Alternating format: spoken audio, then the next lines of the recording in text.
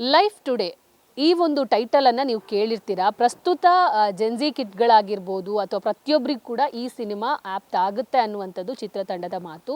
So ಇದ್ರ ಬಗ್ಗೆ ಮಾತಾಡೋಕ್ಕೆ ಚಿತ್ರದ ನಾಯಕ ಕಿರಣ್ ಅವರು ನಮ್ಮ ಜೊತೆಗಿದ್ದಾರೆ. ಅವ್ರನ್ನ ಮಾತಾಡ್ಸೋಣ. ಒಂದು ಸಿನಿಮಾ ಮಾಡಬೇಕು ಅಂತ ಸಾಕಷ್ಟು ಕಷ್ಟ ಪಡ್ಕೊಂಡು ಬಂದ್ರಿ. ಅಂದರೆ ಬೇರೆ ಬೇರೆಯವರಿಗೆ ಕಥೆಯನ್ನು ತೋರಿಸಿದ್ರಿ. ಸೊ ಯಾರು ಕೂಡ ಒಪ್ಕೊಂಡಿರಲಿಲ್ಲ. ಸಾಕಷ್ಟು ರೀಸನ್ಗಳನ್ನು ಹೇಳ್ಕೊಂಡು ಬಂದರು. ಫೈನಲ್ ನಾನೇ ನಿಂತು ಮಾಡ್ತೀನಿ ಅನ್ನೋ ಒಂದು ಛಲ ತೊಟ್ಟು ಲಾಸ್ಟ್ ಸ್ಟೇಜ್ಗೆ ತಂದು ನಿಲ್ಲಿಸಿದ್ದೀರಾ. ಸೊ ಇನ್ನೇನು ಸ್ವಲ್ಪ ದಿವಸಗಳಲ್ಲೇ ಪ್ರೇಕ್ಷಕರ ಹತ್ರ ಬರ್ತಾ ಇದೆ. ಸೊ ಫಸ್ಟ್ ರಿಯಾಕ್ಷನ್ ಏನು ಅಂತ? ಇನ್ನು 3 ಡೇಸ್ ಇದೆ. ಸೊ ಭಯ ಇಲ್ಲ, ತುಂಬ ಎಕ್ಸೈಟೆಡ್ ಆಗಿದ್ದೀನಿ. ಯಾಕಂದರೆ ಕೆಲಸ ತುಂಬ ಚೆನ್ನಾಗಿ ಬಂದಿದೆ. ಸೊ ಫೈನಲ್ 7.1 ನೋಡಿದಾಗ ತುಂಬಾ ಖುಷಿ ಆಯಿತು. ಯಾವುದು ಹೊಸಬನ ಸಿನಿಮಾ ಥರ ಅನಿಸಿಲ್ಲ. ಆಮೇಲೆ ಎಲ್ಲರೂ ಕಾಂಪ್ಲಿಮೆಂಟ್ ಮಾಡಿದ್ರು, ನೀನು ಹೊಸಬನ ಥರನೇ ಆ್ಯಕ್ಟ್ ಮಾಡಿಲ್ಲ. ಸೊ ಪ್ರಿಪೇರ್ಡ್ ಆಗೇ ಮಾಡಿದ್ದೆ. ಟಾರ್ಗೆಟ್ಫುಲಿ ಸಕ್ಸಸ್ಫುಲಿ ಆಗಲೇಬೇಕು ಅಂತ ಕೆಲಸ ಮಾಡಿದ್ದೀನಿ. ಸೊ ಆಡಿಯನ್ಸ್ ಒಂದು ಅಪ್ರಿಷಿಯೇಷನ್ಗೆ ವೆಯ್ಟ್ ಮಾಡ್ತಾ ಇದ್ದೀನಿ. ಫಸ್ಟ್ ಟೈಮೇ ಹೆಣ್ಮಕ್ಳಿಗೆ ಒಂದು ಅಂದರೆ ನೋವು ಕೊಡುವಂಥ ಒಂದು ಹಾಡನ್ನು ಫಸ್ಟ್ ಟೈಮ್ ರಿಲೀಸ್ ಮಾಡಿದ್ರಿ. ಸೊ ಅದಾದಮೇಲೆ ನಾವು ಟ್ರೈಲರ್ ನೋಡಿದ್ವಿ. ಇನ್ನೊಂದು ಹಾಡು ಅಂದರೆ ಒಂದು ಹೀರೋಯಿನ್ ಓರಿಯೆಂಟೆಡ್ ಹಾಡುಗಳು ಬಂತು. ಎಲ್ಲೊಂದು ಕಡೆ ಮ್ಯಾಚ್ ಮಾಡಿದ್ರಿ. ಬಟ್ ಪ್ರತಿಯೊಂದು ಹಾಡುಗಳು ಬಂದಾಗ ನಿಮಗೆ ಸಿಕ್ಕಂಥ ರಿವ್ಯೂ ಆಗಿರ್ಬೋದು ಅಥವಾ ಅದನ್ನು ರೀಲ್ಸ್ಗಳಲ್ಲಿ ಹಾಕೋದಾಗಿರ್ಬೋದು, ಸೋಷಿಯಲ್ ಮೀಡಿಯಾದಲ್ಲಿ ಸ್ಪ್ರೆಡ್ ಮಾಡೋದಾಗಿರ್ಬೋದು, ಹೆಂಗಿತ್ತು ಅಂತ? ಎಲ್ಲನೂ ಖುಷಿ ಇದೆ ಮೇಡಮ್. ಫಸ್ಟ್ ಸಾಂಗ್ ಬಿಟ್ಟಾಗ ನಾನು ಫಸ್ಟೇ ಹೇಳಿದ್ದೆ, ಇದು ಯಾರಿಗೂ ಹೆಣ್ಮಕ್ಳಿಗೆ ಹರ್ಟ್ ಮಾಡಬೇಕು ಅಂತ, ಇದು ಒಂದು ಕ್ಯಾರೆಕ್ಟರ್ ಎಮೋಷನ್ ಅಷ್ಟೇ ಅಂತ. ಅದಾದಮೇಲೆ 2 ಸಾಂಗ್ಸ್ ಬಿಟ್ಟರೆ ತುಂಬ ಚೆನ್ನಾಗಿ ಹೋಯಿತು. ಟ್ರೈಲರು ತುಂಬಾ ಒಳ್ಳೆ ರೆಸ್ಪಾನ್ಸ್ ಇದೆ. ಸೊ ಖುಷಿ ಇದೆ ಮೇಡಮ್. ಆ್ಯಂಡ್ ಮೋರ್ ಓವರ್ ಈ ಕತೆ ನಾನು ಬರೆದಿದೆ ಒಂದು ಹೆಣ್ಮಕ್ಳು ಒಂದು ಎಮೋಷನ್, ಅವರ ಒಂದು ಫೀಲಿಂಗ್ಸು, ಯಾರು ಬೇಕು ಅಂತ ತಪ್ಪು ಮಾಡಲ್ಲ, ಸಿಚುಯೇಷನ್ನು ಎಲ್ಲನೂ ಬ್ಲೆಂಡ್ ಮಾಡಿ ಒಂದು ಈ ಕತೆ ಬರೆದಿರೋದು ಮೇಡಮ್. ಶ್ರೀಧರ್ ವಿ ಸಂಭ್ರಮ್ ಅವರು ಈ ಒಂದು ಕತೆಗೆ ಅಥವಾ ಈ ಒಂದು ಹಾಡಿಗೆ ಸಂಗೀತದ ಟಚ್ ಕೊಟ್ಟಿದ್ದಾರೆ. ಅವರ ಸಾಕಷ್ಟು ಹಾಡುಗಳು ಸೂಪರ್ ಡೂಪರ್ ಹಿಟ್ ಆಗಿದೆ. ಸೊ ಈ ಸಿನಿಮಾದ ಹಾಡುಗಳು ಕೂಡ ಒಂದು ಕಿಕ್ ಕೊಡೋ ಥರ ಸ್ಲೋಲಿ ಅದು ಪ್ರೇಕ್ಷಕರ ಮನಸ್ಸಿಗೆ ನುಗ್ತಾ ಇರುವಂಥದ್ದು, ಅಂದರೆ ಕನೆಕ್ಟ್ ಆಗ್ತಾ ಇದೆ. ಪ್ರತಿಯೊಬ್ಬರು ಕೂಡ ಅದನ್ನು ಹೇಳ್ತಾ ಇದ್ದಾರೆ ಕೂಡ. ಹಾಡಿನ ಬಗ್ಗೆ ನಿಮಗೆ ಸೋಷಿಯಲ್ ಮೀಡಿಯಾದಲ್ಲಿ ಟ್ರೆಂಡ್ ಆಗ್ತಾ ಇರುವಂಥ ವಿಧಿಯನ್ನು ನೋಡಿದಾಗ ಹೆಂಗೆ ಅನಿಸುತ್ತೆ ಅಂತ? ಆ್ಯಕ್ಚುಲಿ ಶ್ರೀಧರ್ ಸರ್ದು ಎಲ್ಲದನ್ನು ನೋಡಿದೆ ಮೇಡಮ್. ಅದಾದಮೇಲೆ ಒಂದು ಸರ್ ಅವ್ರ ಹತ್ರ ನಾನು ವರ್ಕ್ ಸ್ಟಾರ್ಟ್ ಮಾಡಿದಾಗ ಹೇಳಿದೆ, ಸರ್ ಇಲ್ಲಿವರೆಗೆ ಏನು ಮಾಡಿದ್ದೀರಾ, ಇದು ಬಿಟ್ಟು ಡಿಫ್ರೆಂಟಾಗಿ ಮಾಡೋಣ. ಆ್ಯಂಡ್ ಬೇರೆ ಭಾಷೆಯವರು ಹೊಸಬನ ಸಿನಿಮಾ ನೋಡಿದಾಗ ತುಂಬ ಕ್ವಾಲಿಟಿ ವೈಸ್ ವರ್ಕ್ ಮಾಡೋಣ. ಹಾಗಾಗಿ ಮ್ಯೂಸಿಕ್ ತುಂಬ ಒತ್ತು ಕೊಟ್ಟಿದ್ದೀನಿ. ಮ್ಯೂಸಿಕ್ ತುಂಬ ಸ್ಪೆಂಡು ಮಾಡಿಸಿದ್ದಾರೆ ಪ್ರೊಡ್ಯೂಸರ್. ತುಂಬ ನಾನು ಎಲ್ಲ ಕಡೆ ಹೇಳಿದ್ದೀನಿ, ಡಬ್ಬಿಂಗ್ ಫಿಲಮ್ಗೆ ಕನ್ನಡ ಇಂಡಸ್ಟ್ರಿಯಲ್ಲಿ ನಮ್ಮ ಪ್ರೊಡಕ್ಷನ್ ಹೈಯೆಸ್ಟ್ ಸ್ಪೆಂಡ್ ಮಾಡಿರೋದು. ಜಿ ವಿ ಪ್ರಕಾಶ್, ಅನಿರುದ್ಧ್, ಶ್ವೇತಾ ಮೋಹನ್ ಅವ್ರು ಎಲ್ಲರ ಕೈಲಿ ಆಡಿಸಿ ಮ್ಯೂಸಿಕಲ್ ಸಿನಿಮಾ ಥರನೇ ಮಾಡಿದ್ದೀವಿ ಮೇಡಮ್. ಲೈಫ್ ಟುಡೇ ಏನು ಹೇಳಕ್ಕೆ ಕೊಟ್ಟಿದ್ದೀರಬ್ಬ ನಾಯಕನಾಗಿ? ಇವತ್ತಿನ reality of life, life today is all about a mirror. ಇವತ್ತು ಏನು ನಡೀತಾ ಇದೆ ಅದನ್ನು ಸಿನಿಮಾ ಮೂಲಕ ಒಂದು ಸಿನಿಮ್ಯಾಟಿಕ್ಕಾಗಿ ಒಂದು ಕಂಪ್ಲೀಟ್ಲಿ ಎಮೋಷ್ನಲ್ ಸಿನಿಮಾ, ಪಕ್ಕ ಕಂಟೆಂಟ್ ಇರೋ ಸಿನಿಮಾ, ಜೊತೆಗೆ ಕಮರ್ಷಿಯಲ್ ಮಿಕ್ಸ್ ಮಾಡಿ ನಮ್ಮ ಕರ್ನಾಟಕ ಆಡಿಯನ್ಸ್ಗೆ ವಿಷಲ್ ಹೊಡೋಕ್ಕೆ, ಕಿರ್ಚಾಡೋಕ್ಕೆ ಎಲ್ಲನೂ ಇಷ್ಟಪಡೋಂಥ ಒಂದು ಸಿನಿಮಾ. ಸೊ ನಿಮ್ಮ ಪಾತ್ರದ ಪರಿಚಯ ಮಾಡ್ಕೊಳ್ಳೋದಾದರೆ ನಿಮ್ಮ ಪಾತ್ರದ ಹೆಸರೇನು? ಸೊ ನೀವು ಅಂದರೆ ಒಂದು ನಾವು ಟ್ರೈಲರಲ್ಲಿ ನೋಡಿದಾಗ ಏನು ಕೆಲಸ ಮಾಡ್ತೀರಾ ಅಂತ ಗೊತ್ತಾಗುತ್ತೆ. ಬಟ್ ಯಾವ ಥರ ಕನೆಕ್ಟ್ ಆಗುತ್ತೆ ಪ್ರೇಕ್ಷಕರಿಗೆ ಅಂತ?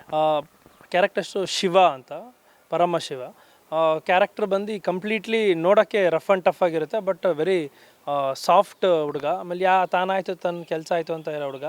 ನಿಮ್ಗೆ ಎಷ್ಟೇ ನೋವಾದರೂ ನಮ್ಮವ್ರು ಚೆನ್ನಾಗಿರಲಿ ಬಿಡು, end of the day audience ಎಲ್ರಿಗೂ ಇಷ್ಟ ಆಗೋಂಥ ಕ್ಯಾರೆಕ್ಟ್ರು. ಕೊನೆದಾಗೆ ಹೇಳ್ಬೇಕಂದ್ರೆ ಈ ಮಿಡಲ್ ಕ್ಲಾಸ್ ಹುಡುಗರು ಇರ್ತಾರಲ್ಲ, ಅವ್ರನ್ನೆಲ್ಲ ರೆಪ್ರೆಸೆಂಟ್ ಮಾಡೋಂಥ ಒಂದು ಕ್ಯಾರೆಕ್ಟ್ರು. ಟ್ರೈಲರ್ ನೋಡಿದಾಗ ಒಂದಿಷ್ಟು ಕ್ಲೈಮ್ಯಾಕ್ಸನ್ನು ಕೂಡ ಟ್ರೈಲರಲ್ಲಿ ಇನ್ಕ್ಲೂಡ್ ಮಾಡಿದ್ರಿ. ಎಲ್ಲೋ ಒಂದು ಕಡೆ ಹೀರೋಯಿನ್ ನಿಮಗೆ ಸಿಗ್ತಾ ಇಲ್ಲ ಅನ್ನುವಂಥ ನೋವು ಕಾಡ್ತಾ ಇದೆಯಾ?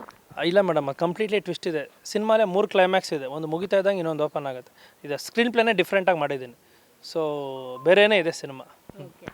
ಸೊ ಸಿನಿಮಾದ ಒಂದು ಪಾತ್ರವನ್ನು ಹೇಳಿದ್ರಿ, ಶಿವ ಅನ್ನುವಂಥ ಕ್ಯಾರೆಕ್ಟ್ರು ರಫ್ ಆ್ಯಂಡ್ ಟಫ್ ಆದರೆ ಒಳಗಿಂದ ತುಂಬ ಮುಗ್ಧ ಹುಡುಗ, ಒಳ್ಳೆ ಮನಸ್ಸಿರುವಂಥ.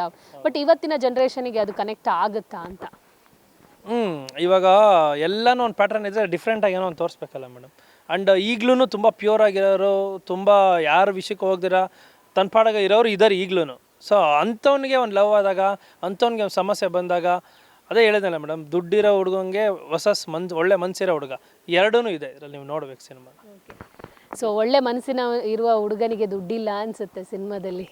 ಅದು ನೀವು August 6 ನೋಡ್ಬೇಕು ಮೇಡಮ್.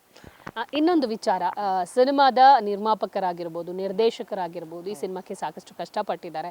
ಸೊ ನಿರ್ಮಾಪಕರ ವಿಚಾರದಲ್ಲಿ ಅವರ ಎಫರ್ಟ್ ಆಗಿರ್ಬೋದು, ನಿರ್ದೇಶಕರ ಎಫರ್ಟ್ ಏನು ಹೇಳ್ತೀರಾ? ಇಬ್ಬರು ಚೆನ್ನಾಗಿ ಮಾಡಿದ ಮೇಲೆ ಪ್ರೊಡ್ಯೂಸರೂ ತುಂಬ ಈಗ ಹೊಸಬಂಗೆ ಇಷ್ಟು ದೊಡ್ಡ ಇವತ್ತಿರೋ ಸಿಚುವೇಷನಲ್ಲಿ ಯಾರೂ ಮಾಡಲ್ಲ. ತುಂಬ ದೊಡ್ಡ ಮಟ್ಟದಲ್ಲಿ ಇನ್ವೆಸ್ಟ್ಮೆಂಟ್ ಮಾಡಿದ್ದಾರೆ. ಅಂಡ್ ಕ್ವಾಲಿಟಿ ಪ್ರಾಡಕ್ಟ್ ಮಾಡಿದ್ದಾರೆ. ಈ ಪ್ರೊಡಕ್ಷನ್ ಹೌಸ್ ಇನ್ನೂ ಒಂದು 3-4 ಸಿನಿಮಾ ಲೈನಪ್ಪಲ್ಲಿದೆ. ಈಗ ನನ್ನ ಜೊತೆಗೆ ಒಂದು ನಡೀತಾ ಇದೆ, ತಮಿಳಲ್ಲಿ ಒಂದು ಪ್ರಾಜೆಕ್ಟ್ ಮಾಡ್ತಾ ಇದ್ದಾರೆ. ಕನ್ನಡ ಇಂಡಸ್ಟ್ರಿಲಿ ಈ ಪ್ರೊಡ್ಯೂಸರ್ನ ಉಳಿಸ್ಕೋಬೇಕು. ನನಗೆ ಮಾಡೋದಕ್ಕಿಂತ ನನ್ನಂಥ ಒಂದು 4 ಜನ ಬರಬೇಕು ಇಂಡಸ್ಟ್ರಿ ಅವ್ರ ಪ್ರೊಡಕ್ಷನಿಂದ ಅನ್ನೋದು ನನ್ನ ಆಸೆ. ಡೈರೆಕ್ಟ್ರು ವೆರಿ ಪ್ರೊಫೆಷ್ನಲ್, ಕಾಂತ ಕನ್ನಲಿ ಅವರು ತುಂಬ ಹಾರ್ಡ್ ವರ್ಕಿಂಗ್, ಚೆನ್ನಾಗಿ ಕೆಲಸ ಮಾಡಿದ್ದಾರೆ. ನನ್ನ ಒಂದು ವಿಷನ್ ಮಾಡಿದೆ, ಅದನ್ನು ಚೆನ್ನಾಗಿ ತಕ್ಕೊಟ್ಟಿದ್ದಾರೆ. ಸೊ ಅದಕ್ಕೆ ತುಂಬಾ ಖುಷಿ ಇದೆ. ಸೊ ಹೇಳಿದ್ರಿ ಲೈಫ್ ಟುಡೇ ಅನ್ನುವಂಥದ್ದು ರಿಯಾಲಿಟಿಗೆ ಹತ್ರ ಆಗುವಂಥ ಚಿತ್ರ ಅಂತ. ಸೊ ಒಂದು ಸಿನಿಮಾ ಅಂದಾಗ ಅದರ ರಿಯಾಲಿಟಿಯನ್ನು ಖುದ್ದು ಆಳವಾಗಿ ನೀವು ಅಬ್ಸರ್ವ್ ಮಾಡಿದ್ರಿ ಅನ್ಸುತ್ತೆ ಒಂದು ಸಿನಿಮಾ ಮುಗಿಯೋದ್ರೊಳಗಡೆ. ಹೌದು ಹೌದು completely. Still A4 sheet pen ಒಂದು ಚಿಕ್ಕದಾಗಿ ಬರವಣಿಗೆಯಿಂದ ಟಿಲ್ DTS ತನಕ ನಿಂತಿದ್ದೀನಿ. ಈಗಲೂ ಪ್ರಮೋಷನ್ಸಲ್ಲಿ ಇದ್ದೂ ಪೋಸ್ಟ್ ಪ್ರೊಡಕ್ಷನ್ ಕೆಲಸ ಮಾಡ್ತಾಯಿದ್ದೀನಿ. ಸೊ ಎಲ್ಲನೂ ಇಟ್ಸ್ ಎಕ್ಸ್ಪೀರಿಯನ್ಸ್ ಅಂದ್ಬಿಟ್ಟು ಖುಷಿಯಿಂದನೇ ತಗೋತಾ ಇದ್ದೀನಿ.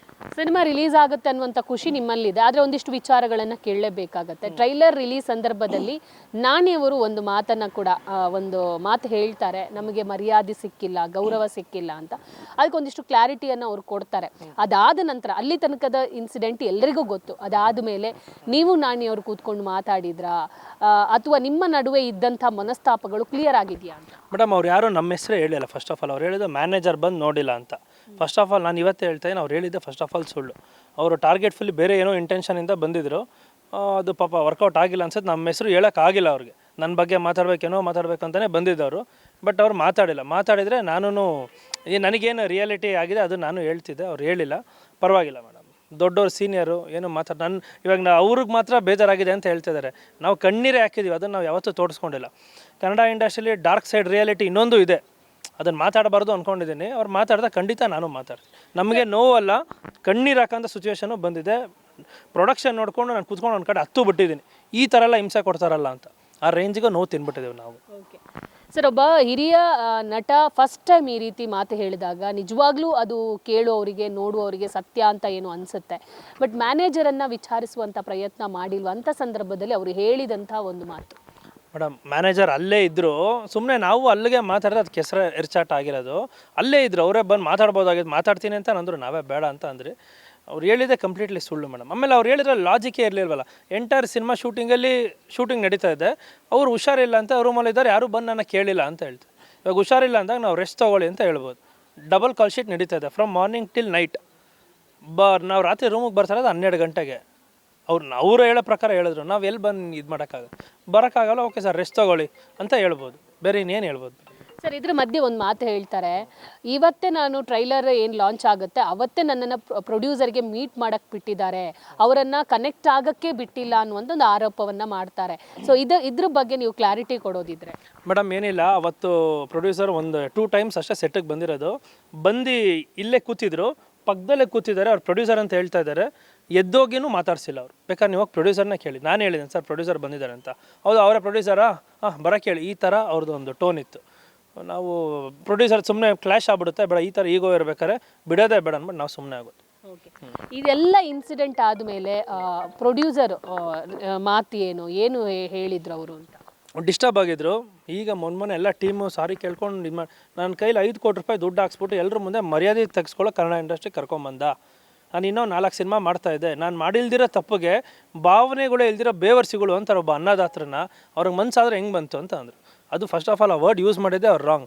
ಅಷ್ಟು ದೊಡ್ಡ ಮೀಡಿಯಾ, ನಾವೆಲ್ಲ ಗೌರವದಿಂದ ನಡ್ಕೋತೀವಿ. ಭಯ ಇದೆ ನಮಗೆ ಮೀಡಿಯಾ ಅಂದರೆ.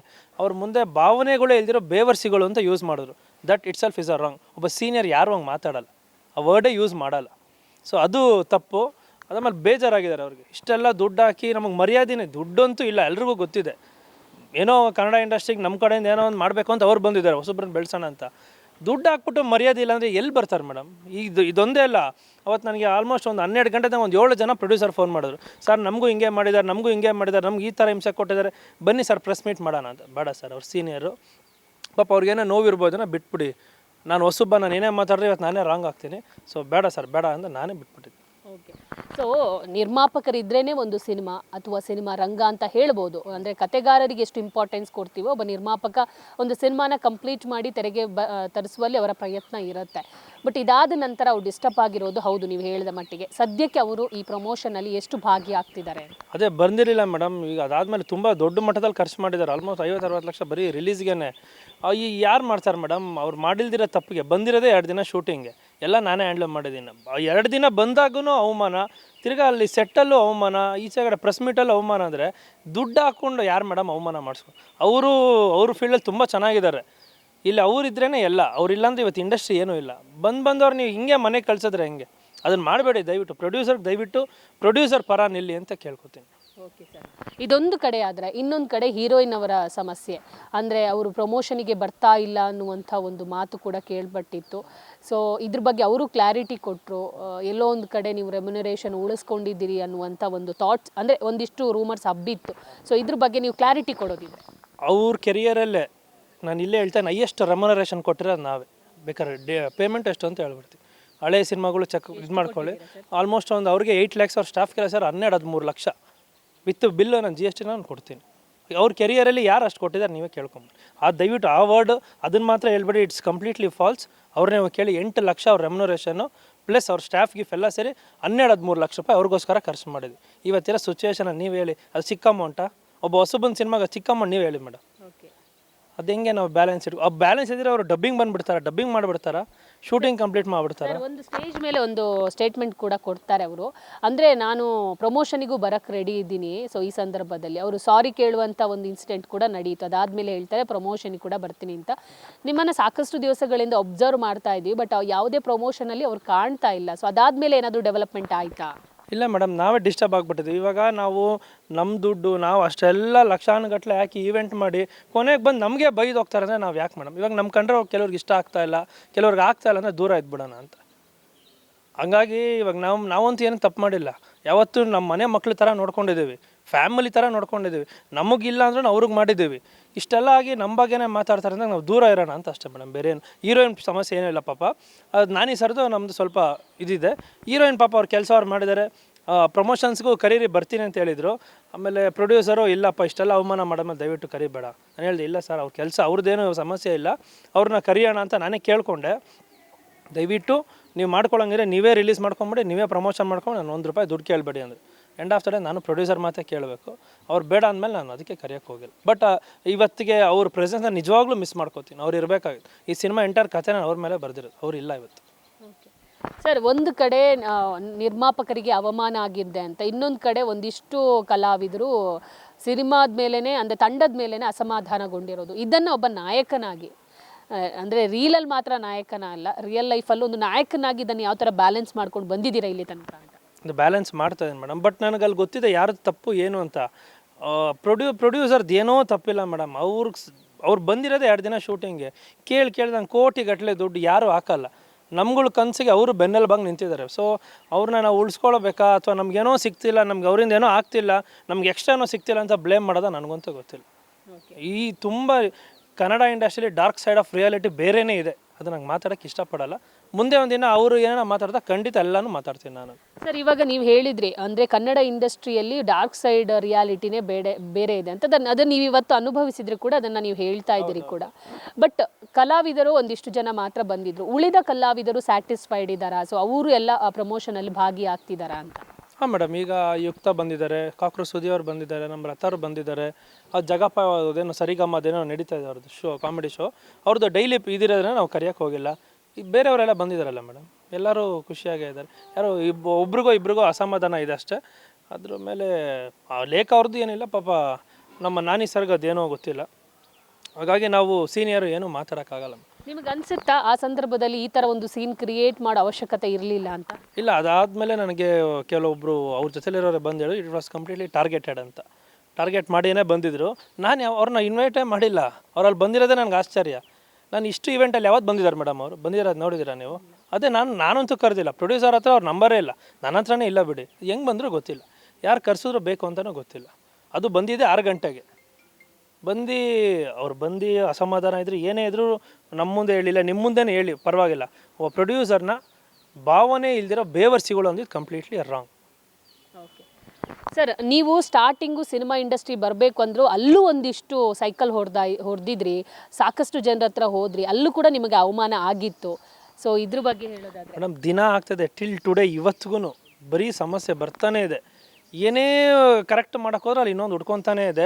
ಕನ್ನಡ ಇಂಡಸ್ಟ್ರಿ ಬ್ಯಾಕ್ ಡ್ರಾಪ್ ಆಗ್ತಾ ಇರೋದೇ ಇದೇ ರೀಸನ್, ಬೇರೆ ಏನೋ. ಈಗ ನಾವು ಹೊಸಬ್ರು ಫೈರಿಂದ ಇಲ್ಲ ಏನೋ ಮಾಡೋಣ, ನಮ್ಮದು ಬೇರೆ ಬೇರೆ ಏನೋ ಬಿಸ್ನೆಸ್ ಇದೆ ಮೇಡಮ್, ಅದೆಲ್ಲ ಬಿಟ್ಟು ಇಲ್ಲಿ ನೆಲೆ ಕಟ್ಕೋಬೇಕು, ಕನ್ನಡ ಇಂಡಸ್ಟ್ರಿಗೆ ಏನೋ ನಾವು ಮಾಡೋಣ, ಅಲ್ಲಿಂದ ನಾವು ಏನೋ ಹೆಸರು ಮಾಡ್ಕೊಳ್ಳೋಣ ಅಂತ ಬಂದಿದ್ದೀವಿ. ಬಂದಂಗೆ ಅವಮಾನ ಮಾಡಿ ನಮಗೆ ಹಿಂಸೆ ಕೊಟ್ಟು ಕಳಿಸೋ ಪ್ರಯತ್ನನೇ ಎಲ್ಲ ಮಾಡ್ತಾ ಇರೋದು. ಸರ್, ಒಂದು ಕಡೆ ಎಲ್ಲೋ ಮಾತು ಹೇಳ್ದಂಗೆ ನೆನಪು, ಅಂದರೆ ಇಂಡಸ್ಟ್ರಿನೇ ಸಾಕು ಅನ್ನೋ ಮಟ್ಟಿಗೆ ಕಿರಣ್ ಅವರು ಬಂದಿದ್ದಾರೆ ಅಂತ, ಈ ಮಾತು ಸತ್ಯನಾ? ಇಲ್ಲ ಮೇಡಮ್, ನಾನು ಬದುಕಿರೋವರೆಗೂ ಇಂಥ ಸಾವಿರ ಅಲ್ಲ ಲಕ್ಷ ಕೋಟಿ ಬಂದರೂ ಇಂಡಸ್ಟ್ರಿಲೇ ಇರ್ತೀನಿ. ಇಂಡಸ್ಟ್ರಿ ಬೇಡ ಅಂದಿದ್ದಿನ ನಾನು ಉಸಿರೇ ಇರಲ್ಲ, ನಾನು ಇರಲ್ಲ, ಏನೇ ಬಂದರೂ ಇಲ್ಲೇ ಇರ್ತೀನಿ, ಕನ್ನಡಕ್ಕೋಸ್ಕರನೇ ಕೆಲಸ ಮಾಡ್ತೀನಿ. ಸೊ ಈ ಥರ ಎಲ್ಲ ಇನ್ಸಿಡೆಂಟ್ಗಳು ನಡೆದಾಗ ನಿಮ್ಮ ಫ್ಯಾಮಿಲಿ ಮೆಂಬರ್ಸ್, ತಂದೆ ತಾಯಿ ಆಗಿರ್ಬೋದು, ಸಿಬ್ಲಿಂಗ್ಸ್ ಆಗಿರ್ಬೋದು, ಯಾವ ಥರ ಸಪೋರ್ಟಿಗೆ ನಿಂತಿದ್ದಾರೆ ಅಂತ? ಇಲ್ಲ ಅವ್ರಿಗೆ ನಾವು ರಿಯಲ್ ಎಸ್ಟೇಟು ಈ ಥರ ಬ್ಯಾಕ್ಡ್ರಾಪ್ ಈ ಥರ ಸಾವಿರ ನೋಡಿದ್ದೀವಿ, ಹಂಗಾಗಿ ಇದಕ್ಕೆಲ್ಲ ತಲೆ ಕೆಡಿಸ್ಕೋಬೇಡ, ವಾಂಟೆಡ್ಲಿನೇ ಮಾಡ್ತಾರೆ ಅಂತ ಅವ್ರಿಗೂ ಗೊತ್ತು, ನಾವೇನಂತನೂ ಗೊತ್ತು, ನಾವು ಇಲ್ಲೇನು ದುಡ್ಡು ಮಾಡಬೇಕು ಇನ್ನೊಂದಕ್ಕೆ ಬಂದಿಲ್ಲ. ಸೊ ನಮ್ಮ ಫ್ಯಾಮಿಲಿ ನೀನು ಖುಷಿ ಇದೆಯಾ ಮಾಡು ಅಂದ್ಬಿಟ್ಟು ಸುಮ್ಮನೆ ಆಗಿದ್ದಾರೆ. ನೀವು ನಂಬ್ತಿರೋ ಬಿಡ್ತೀರ, ನಾನು ಮನೆಗೆ ಹೋಗಿ 6 months ಆಯಿತು ಕಂಪ್ಲೀಟ್ಲಿ ಪೋಸ್ಟ್ ಪ್ರೊಡಕ್ಷನ್. ನೈಟ್ ಆದರೆ ಟ್ರೈಲರ್ ಕಟ್ ನಾನು ಯಾಕೆ ಮೇಡಮ್ ಒದ್ದಾಡಬೇಕು? ಕನ್ನಡ ಸಿನಿಮಾ ಏನೋ ಒಂದು ನಾನು ಬೆಳೆಯೋಣ, ಕನ್ನಡ ಒಂದು ಒಳ್ಳೆ ಸಿನಿಮಾ ಕೊಡೋಣ. ಇದು ನಾರ್ಮಲ್ ಬಜೆಟ್ ಸಿನಿಮಾ ಅಲ್ಲ ಮೇಡಮ್, ಇವತ್ತಿರ 1 ಕೋಟಿ 2 ಕೋಟಿ ಸಿನಿಮಾ ಅಲ್ಲ, ಇದು ಹತ್ರ 5 ಕೋಟಿ ರೂಪಾಯಿ ಇನ್ವೆಸ್ಟ್ ಮಾಡಿದ್ದಾರೆ ಪ್ರೊಡ್ಯೂಸರ್. ಈಗ ರಿಲೀಸ್ಗೆಲ್ಲ ಸರಿ ಇನ್ನೂ ಜಾಸ್ತಿ ಹೋಗ್ತಾ ಇದೆ. ಈ ಥರ ಒಂದು ದೊಡ್ಡ ನಡೀತಾ ಇರ್ಬೇಕಾರೆ ಬರೀ ಅವಮಾನ, ಬರೀ ಕೆಟ್ಟದಾಗೆ ಮಾತಾಡು, ಹಿಂದೆ ನಮಗೇನೋ ಸಿಕ್ಕಿಲ್ಲ ಅಂದರೆ ಅವ್ನ ಬಗ್ಗೆ ಮಾತಾಡು, ಇವ್ನಿಗೆ ಎತ್ಕೊಡು, ಇದೇ ಆಗೋಯ್ತು. ಇವ್ರನ್ನೆಲ್ಲ ಬ್ಯಾಲೆನ್ಸ್ ಮಾಡಿ ಮಾಡಿ ಮಾಡಿ ಕೇಳಕ್ಕೆ ಹೋದಾಗ ಇವ್ನಿಗೆ ಆ್ಯಟಿಟ್ಯೂಡ್, ಇವ್ನಿಗೆ ಅಹಂಕಾರ. ಇವಾಗ ಎಕ್ಸಿಕ್ಯೂಟಿವ್ ಪ್ರೊಡ್ಯೂಸರ್ ನಾನೇ, 5,000 ರೂಪಾಯಿ ತಿನ್ಬಿಟ್ಟು 35,000 40,000 ಬಿಲ್ ಕೊಟ್ಟಾಗ ನಾನು ಯಾಕೆ ಅಂತ ಕೇಳಿದ್ದೀನಿ, ಅದಕ್ಕೆ ಅವ್ನಿಗೆ ಆ್ಯಟಿಟ್ಯೂಡ್. ಇಲ್ಲಿಂದ ಚಿಕ್ಕಮಂಗ್ಳೂರಿಗೆ ಬರ್ಬೇಕಾದ್ರೆ 5,000 ಡೀಸೆಲ್ ಬರೀ 43,000 ಬರೀ diesel. Bengaluru to Chikmagalur 43,000 bill ಕೊಟ್ಟಿದ್ದಾರೆ ಡೀಸೆಲ್ಗೆ. ನಾನು ಕೇಳಿದ್ದಕ್ಕೆ ನಾನು ರಾಂಗು. ಈ ಥರ ಎಲ್ಲ ಅವಮಾನ ಆಗಿದೆ. ಈ ಥರ ನಾನು 2 ಹೇಳಿದ್ದೀನಿ, ಒಂದು 200 ಇದೆ ಈ ಥರ. ನಿಮಗೆ ಅನ್ಸುತ್ತಾ ಸರ್, ಕನ್ನಡ ಚಿತ್ರರಂಗದಲ್ಲಿ ಈ ರೀತಿಯ ಬೆಳವಣಿಗೆಯಿಂದಲೇ ಒಂದಿಷ್ಟು ಸಿನಿಮಾ ಮಾಡೋಕ್ಕೆ ಪ್ರೊಡ್ಯೂಸರ್ ಹಿಂದೇಟು ಹಾಕ್ತಿದ್ದಾರೆ ಅಂತ? ಈಗ ಕಂಪ್ಲೀಟ್ಲಿ ಡೌನ್ ಆಗಿಬಿಟ್ಟಿದೆ ಮೇಡಮ್. ನೀವು ಸ್ವಲ್ಪ ರಿಸರ್ಚ್ ಮಾಡಿ, ಬರೋಕ್ಕೆ ರೆಡಿ ಇಲ್ಲ ಯಾರೂ.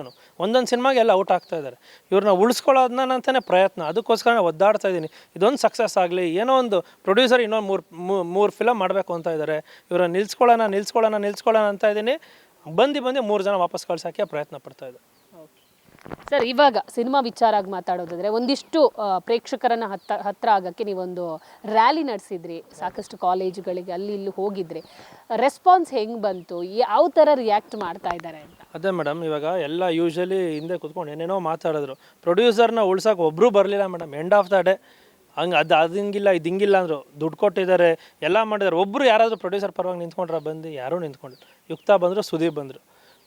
ನಾನು from Tumakuru till Ballari Andhra border ತನಕ ಹೋಗಿ ಸುಮ್ಮನೆ ಜನ ನಾನು ಬ್ಲೇಮ್ ಮಾಡೋಕ್ಕೆ ಇಷ್ಟ ಇಲ್ಲ. ಥಿಯೇಟ್ರಿಗೆ ಬರ್ತಿಲ್ಲ ಜನ, ಥಿಯೇಟ್ರಿಗೆ ಬರ್ತಾ ಇದ್ದಾರೆ, ನಾವು ಒಳ್ಳೆ ಕಂಟೆಂಟ್ ಮಾಡ್ತಿಲ್ಲ ಅಂತ ನಾನು ನಂಬಿದ್ದೀನಿ. ಹಾಗಾಗಿ ಕೆಲಸ ಕರೆಕ್ಟಾಗಿ ಮಾಡಿದ್ದೀವಿ. ಹಾಗಾಗಿ ಡೈರೆಕ್ಟರ್ ಜನರ ಹತ್ರನೇ ಹೋಗಿ ಸಿನಿಮಾ ಟ್ರೈಲರ್ ತೋರಿಸಿ ಅವರ ಒಂದು ಪ್ರೀತಿ ತೊಗೊಂಡು ಅವ್ರ ಆಶೀರ್ವಾದನೂ ತೊಗೊಂಬಂದಿದ್ದೀನಿ. ಸೊ ನಂಬಿಕೆ ಇದೆ ಈ ಸಿನಿಮಾ ಏನೋ ಒಂದು ಒಳ್ಳೇದಾಗುತ್ತೆ ಅಂತ. ನನಗಿಂತ ನನ್ನ ಕೆರಿಯರ್ ನಾನು ಇನ್ನೂ ಏನೋ ಒಂದು ಮಾಡ್ತೀನಿ, ಬಟ್ ಪ್ರೊಡ್ಯೂಸರ್ನ ಉಳಿಸ್ಕೊಳ್ಳೋ ಒಂದು ಹಠದಲ್ಲಿದ್ದೀನಿ ನಾನು. ಸೊ ಕೊನೆಯದಾಗಿ, ಸಿನಿಮಾ ಎಷ್ಟು ಥಿಯೇಟ್ರಲ್ಲಿ ರಿಲೀಸ್ ಆಗ್ತಾ ಇದೆ, ಸೊ ಪ್ರಿಪರೇಷನ್ ಹೆಂಗೆ ನಡೀತಾ ಇದೆ ಅಂತ? Madam, KRG studios Yogi sir ಆಮೇಲೆ ಕಾರ್ತಿಕ್ ಗೌಡ ಸರ್ ರಿಲೀಸ್ ಮಾಡ್ತಾಯಿದ್ದಾರೆ. ಆಲ್ಮೋಸ್ಟ್ 100+ ಫಸ್ಟ್ ವೀಕ್ಗೆ ಇರುತ್ತೆ ಸಿನಿಮಾ. ಒಳ್ಳೆ ರಿಪೋರ್ಟ್ ಬಂದರೆ ಆಮೇಲೆ ಇನ್ನೂ ಪ್ಲಸ್ ಆಗ್ತಾ ಹೋಗುತ್ತೆ madam. Okay, all the best. Thank you so much madam. ನೋಡಿದ್ರಲ್ಲ, ಲೈಫ್ ಟುಡೇ ಅಂದರೆ ಇವತ್ತಿನ ಒಂದು ಲೈಫಲ್ಲಿ ಏನೇನು ನಡೆಯುತ್ತೆ ಅನ್ನೋದನ್ನು ಕೇವಲ ಸಿನಿಮಾ ಅಲ್ಲ, ಸಿನಿಮಾ ಹಿಂದೆ ಕೂಡ ಒಂದು ಚಿತ್ರತಂಡ ಅನುಭವಿಸಿದೆ ಅನ್ನೋದಕ್ಕೆ ಸಾಕ್ಷಿ ಚಿತ್ರದ ನಾಯಕ ಕಿರಣ್ ಅವರು. ಈಗಾಗಲೇ ಒಂದು ಚಿತ್ರಕ್ಕಾಗಿ ಅವರ ಪಟ್ಟಂಥ ಕಷ್ಟ ಆಗಿರ್ಬೋದು, ಅವರು ಹಾಕಿರುವಂಥ ಶ್ರಮ ಆಗಿರ್ಬೋದು, ಅವರು ಅನುಭವಿಸಿರುವಂಥ ಅವಮಾನ ಆಗಿರ್ಬೋದು, ಇದೆಲ್ಲವನ್ನ ಕೂಡ ಅವರು ಪವರ್ ಟಿವಿ ಜೊತೆ ಬಿಚ್ಚಿಟ್ಟಿದ್ದಾರೆ. ಒಂದಿಷ್ಟು ಮಾತುಗಳನ್ನು ಹಂಚಿಕೊಂಡಿದ್ದಾರೆ. ಕ್ಯಾಮರಾ ಪರ್ಸನ್ ಸಂದೇಶ್ ಜೊತೆ ದೀಪಿಕಾ, ಪವರ್ ಟಿವಿ, ಬೆಂಗಳೂರು.